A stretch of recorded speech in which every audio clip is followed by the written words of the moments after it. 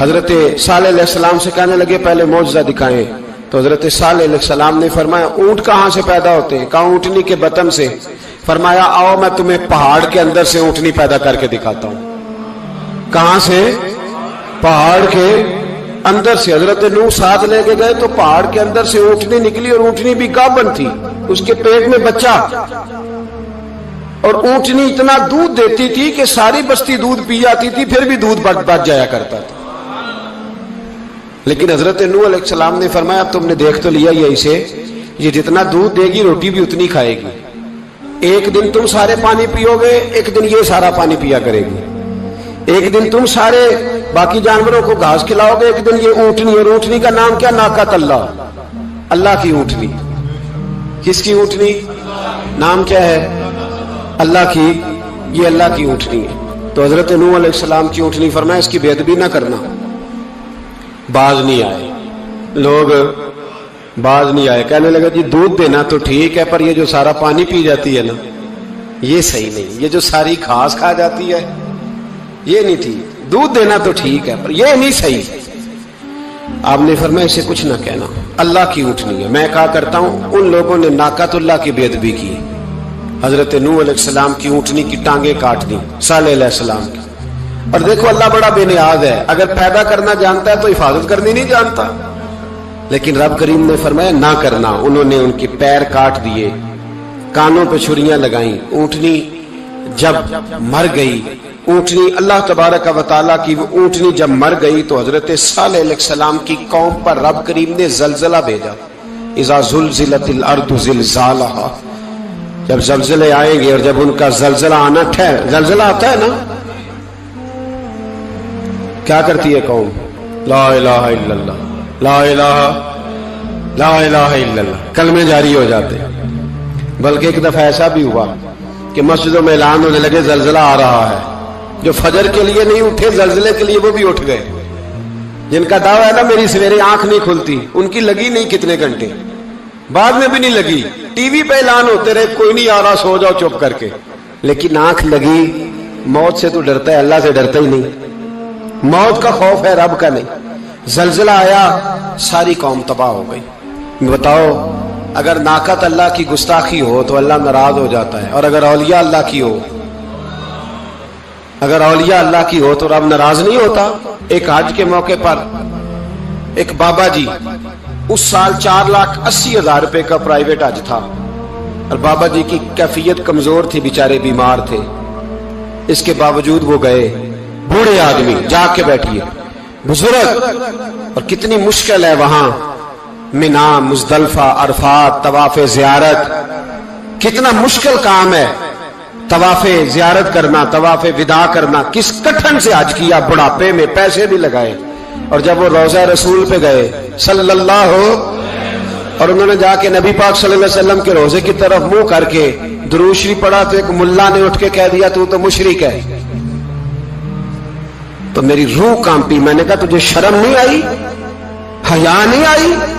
اس کی عمر دیکھ، کس بڑھاپے میں کہاں سے چلا، کہاں آیا۔ یہ مشرک ہوتا تو کسی مندر میں جاتا، یہ مشرک ہوتا تو کسی گرجے میں جاتا، یہ مشرک نہیں، یہ مومن ہے۔ اور یہ وہ والا مومن ہے جس کے سینے میں دل جب دھڑکتا ہے تو خالی دھڑکتا نہیں، ساتھ وہ محمد عربی پہ درود و سلام بھی پڑھتا ہے۔ شرم نہیں آتی لوگوں کو، اتنی بڑی گستاخی کرتے، جو روضہ رسول پہ آیا مشرک ہے۔ میں نے جو ایک مولوی کو صاف صاف کہا تھا، میں نے کہا اگر میں مشرک ہوں تو نکالو، مشرک کا داخلہ تو یہاں ویسے ہی منع ہے۔ شرم نہیں آتی؟ اپنی زبان کا ایک پاس کرو کچھ۔ اتنا ظلم، اتنی بڑی فرقہ واریت امت میں، اتنا امت کو تقسیم کرتے ہو، تمہیں شرم نہیں آتی؟ جہاں سے اتحاد کا پیغام دینا چاہیے وہاں سے تم لوگوں کو فرقے کا پیغام دیتے ہو، ایک مقصود فرقے کی تبلیغ کرتے ہو۔ خدا را، تو میں کہہ رہا ہوں ناقۃ اللہ کی بے ادبی پہ عذاب آتا ہے، تو اولیاء اللہ کی بے ادبی میں نہیں آتا۔ داتا صاحب ساری زندگی تبلیغ کرتے رہے، ایک آدمی نے اٹھ کے کہہ دیا جناب وہ تو شرک کا اڈا ہے، تو رب کریم ناراض نہیں ہوتا ان باتوں سے؟ ہمیں خیال کرنا چاہیے، اللہ سے ڈرنا چاہیے۔ ان چیزوں سے عذاب آتا ہے اور آ رہا ہے، اللہ تعالی ہمیں محفوظ فرمائے۔ اللہ ہمیں اس سے، قوم لوط پہ بھی عذاب آیا، ہم جنس پرستی، मर्द मर्दों से बदकारी करते। हजरत नूह ने समझाया कि यह काम दुरुस्त फितरत के खिलाफ है, यह काम दुरुस्त नहीं। जब इंसान ये काम करता है तो जमीन और आसमान कांपते हैं। अब मैं कैसे खोल के बताऊं, मेरे पास आदादो शुमार हैं कि पाकिस्तान के अंदर इस काम की कैफियत क्या है और किस तरह करके लोग, मैं तो रोना रोता रहता हूं दाढ़ी का। लोग कई दफा कहते हैं हजरत साहब पहले भी आए थे तो दाढ़ी की बात, फिर भी आए तो दाढ़ी की बात। तो मैं रोना रोता हूं, इसलिए रोता हूं कि जो क्लीन शेव नौजवान होता है वो अमरद के हुक्म में है, उस पर वही हुक्म लगता है जो औरत पे लगता है। उसके साथ मर्द का उठना बैठना उसी तरह ना जाएगा जिस तरह औरत के साथ। हजरत जुनैद बगदादी रहमतुल्लाह ताला अलैह के सामने एक शख्स ने कहा, वो कितना खूबसूरत नौजवान जा रहा है। तो आप फरमाने लगे तू तो हाफिज़े कुरान नहीं? कहा हाँ। फरमाने लगे जा अपने हिफज की खैर बना। वो शख्स कहता है मैंने उस बगैर दाढ़ी वाले क्लीन शेव नौजवान को बुरी नजर से देखा, मुझे कुरान पाक ही भूल गया, सारा कुरान पाक भूल। और कितने साल मैं दुआएं करता रहा, बैतुल्लाह के तवाफ करता रहा, मैं याद भी करता तो नहीं होता। कैसे अब तो हमारा नात कहां ब्यूटी पार्लर से होके आता है, हम किसी और को क्या पैगाम, वो पैगाम, वो निजाम, वो तरीकाकार जिसका हुक्म था शरीयत में। कौमे लूत पर अजाब आया। सही बैठते होंगे बच्चे जो मोटरसाइकिलों पे बैठते हैं। मैंने गुजरांवाला की सड़कों पे बच्चों को, नौजवानों को जो तमाशे करते सरेआम देखा है तो मुझे डर लगता है। और कोई रोकने वाला नहीं, शुगल हो रहा है, हंस रहे हैं और सामने औरतें भी हैं, सब हो रहा है। कितनी तकलीफ की बात। हजरत नूह की कौम ये काम करती थी, कुरान पाक ने बयान किया है। हजरत नूह ने समझाया, फरमाया रब करीम ने तुम्हें अपनी ख्वाहिश पूरी करने के लिए जायज तरीका अता फरमाया, औरतों से निकाह करो और इस निकाह की बरकत से जो अल्लाह तुम्हें औलाद देगा उसको अल्लाह तबारक व तआला तुम्हारे लिए बाइसे बख्शिश भी फरमाएगा। लेकिन जब कौम न मानी तो जो कौम में लूत का अमल करे उसका इलाज कुरान ने बयान फरमाया कि आसमान से पत्थर बरसेंगे। फिर पत्थर बरसे और जिनके बड़े बड़े अच्छे दिमाग थे उनके दिमाग चकनाचूर कर दिए गए, तबाह कर दिए गए, उनके दिमाग जमीन पर बिछाड़ दिया गया। अल्लाह मोहलत देता है, लेकिन इसका मतलब ये नहीं कि इंसान तौबा ही न करे। हजरत शुएब अलैहिस्सलाम की कौम पर भी अजाब आया, इसलिए कि बददियानती करती थी, नाप तोल में कमी करती थी। मैंने कहा था शब कदर की रात कि ये कोई तमाशा है कि शब रात आई तो सारी रात रोते रहे, या अल्लाह माफ कर दे, या अल्लाह माफ कर दे, रो रो के चीखे मार मार रोए। शब कदर आई तो फिर चीखे मारी, सारी रात रोए। तो जिस बंदे का प्रोग्राम ही नहीं सवेरे बदलने का, दुकान पे बैठ के फिर वही नाप तोल में कमी, फिर वो अल्लाह ताला माफ करे। मैं एक मजमून पढ़ रहा था तो वो फूड के स्पेशल लोग तुम्हें लिखा था मेहरबानी करो मिलावट ही अच्छी चीज की कर लो, मिर्च में केरी तो ना मिलाओ ईंटों की, वो तो बीमार करती है, वो तो खून की आंतों को रोक देती है। वो कहने लगा और वो कहता मैं तुम्हें बताता हूं कौन कौन सी चीज मिलाई जा सकती है, वो मिला लो। खुदारा इस कौम पे रहम करो, मेहरबानी। एक दोस्त है हमारे, मैं वजीराबाद में उनके घर बैठा था तो एक मेडिकल, मेरा किसी शख्स पे इतराज करने का मैं मजमूई बात करता हूं। मैं ऐसे डॉक्टरों को जानता हूं जो अल्लाह ताला फजल करे सचमुच के नेक हैं, अच्छे लोग। तो बच्चे का मेडिकल स्टोर है, तो वालिद बीमार हो गया, तो कहता है अब्बा जी डॉक्टर साहब ने कहा आपको ड्रिप लगनी है। तो सगे बाप को ड्रिप लगाने लगा तो बाप क्या कहता है, कहता है पुत्र तेरी मेहरबानी मैनू कोई असली लाई, और ना लाई जी लोगों को लाना है। अब वो प्यार से सुना रहा है बात। मैंने उसे कहा कि ये तो डूब मरने का मकाम है ना, डूब मरने का मकाम, कि जिस मुल्क के अंदर दवाई भी सही ना बिके, असली ना मिले दवाई भी, और फिर वो कौम कहे कि हमने तो पूरे रोजे रखे, हमने तो बड़ा सदका और खैरात किया, दवाई भी असल ना मिले। जनाब शुएब अलैहिस्सलाम की कौम नाप तोल में कमी करती थी तो अल्लाह तबारक व तआला ने उन पर बता साहब किस तरह का भेजा। शदीद गर्मी हुई, अल्लाह हमें महफूज फरमाए, सारे आमीन कह दिया। देखे कितना अच्छा मौसम कर दिया रब करीम, अल्लाह हमें महफूज फरमाए, अल्लाह रहमत फरमाए। शदीद गर्मी की लहर आई, बाहर इतनी गर्मी हुई कि लोग अपने घरों में घुस गए। जिस तरह सूरज की शुआएं घरों के अंदर दाखिल हो जाती है, इस तरह गर्मी की लहर अंदर दाखिल हुई। اور جس طرح کسی کو آگ لگ جائے تو وہ آدمی اچھلتا کودتا ہے نا، اس طرح یہ لوگ اچھلنے لگے اور اچھل کود کے مر گئے۔ جرم کیا تھا؟ ناپ تول میں کمی کرتے۔ حضرت داؤد کی قوم بھی تباہ ہوئی۔ جرم کیا تھا؟ ہفتے والے دن مچھلیاں نہیں پکڑنی تو یہ پکڑتے تھے۔ حکم ہے نا مسلمان کو نماز کے ٹائم کوئی اور کام نہیں کرنا، نماز پڑھنی ہے۔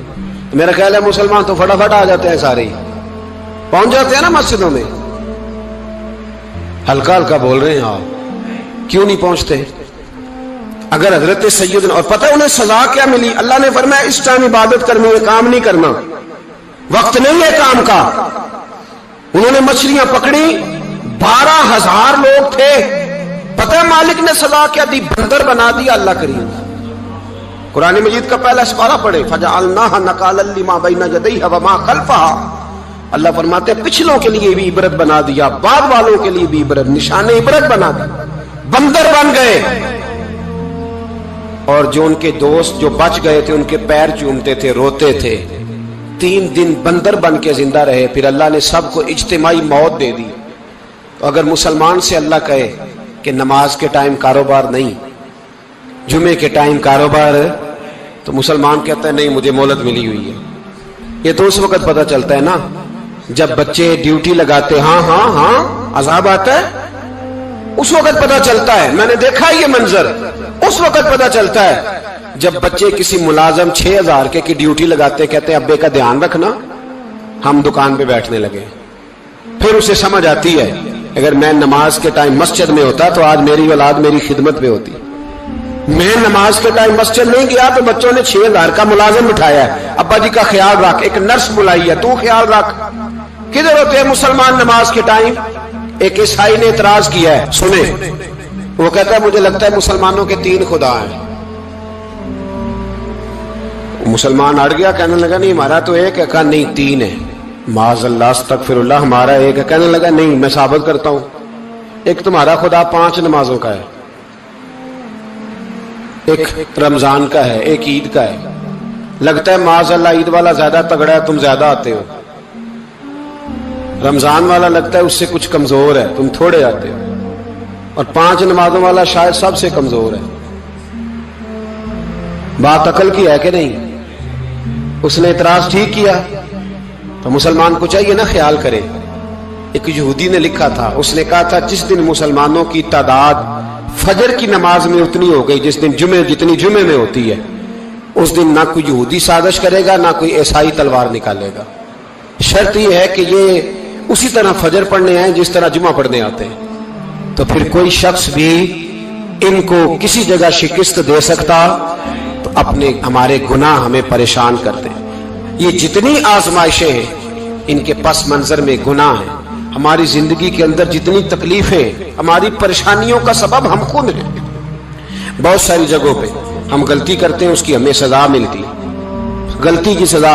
ایک نوجوان نے مجھے بڑی گہری بات سنائی، میرا قریبی تعلق تھا، کہنے لگا گھر میں بڑا مسئلہ ہے، بڑی پریشانی ہے، ماں اور بیوی کا ماحول اتنا سخت ہو گیا ہے کہ نمٹ نہیں سکتا۔ آپ یقین کریں میں نے ڈیٹیل سے ساری چیز کو سٹڈی کیا، میرے پاس اتنا وقت نہیں ہوتا، پھر بھی میں نے اس فیملی کو پورا پڑھا تو غلطی نوجوان کی نکلی۔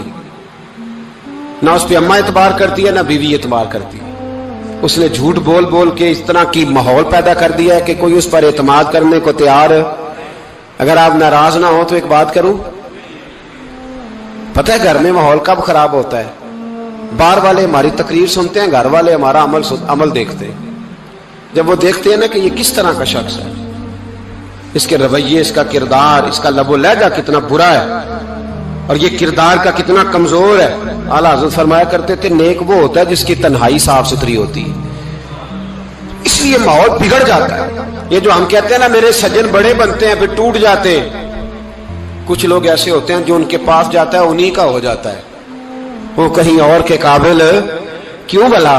اس لیے کہ ان کے کردار میں ٹھنڈک دیکھتا ہے، ان کے لب و لہجے میں مٹھاس دیکھتا ہے، اس شخص میں اتنی خوبصورتی دیکھتا ہے کہ اسی کا بن جاتا ہے۔ حضرت ابراہیم بن ادم کے پاس ایک نوجوان آیا، کہنے لگا میں گناہ کرنا چاہتا ہوں۔ فرمانے لگے بالکل کر، اللہ کا دیا ہوا رزق کھانا چھوڑ دے اور گناہ کر۔